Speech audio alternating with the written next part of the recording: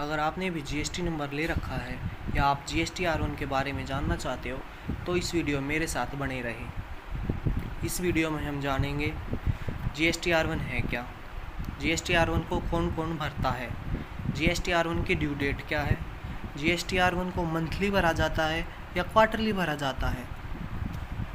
अगर हमने GST R1 में कोई गलती कर दी है तो क्या हम उसे सही कर सकते हैं या नहीं कर सकते।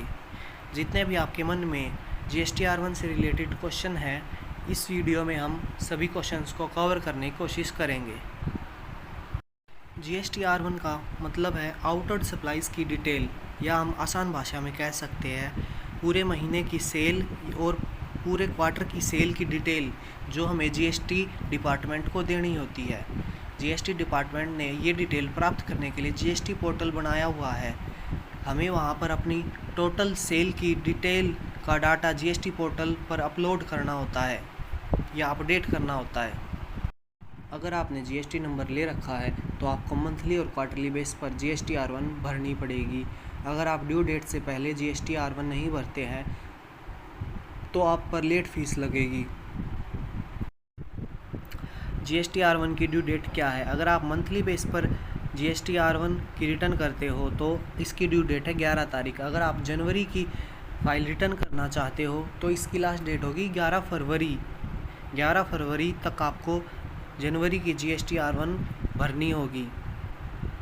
और अगर आप क्वार्टरली बेस पर जीएसटी R1 भरते हैं तो इसकी ड्यू डेट होगी 13 तारीख। अगर आपको पहला क्वार्टर है हमारा अप्रैल टू जून, अगर आपको पहले क्वार्टर की जीएसटी R1 फाइल करनी है तो जुलाई 13 तक आपको जीएसटी R1 फाइल करनी होगी।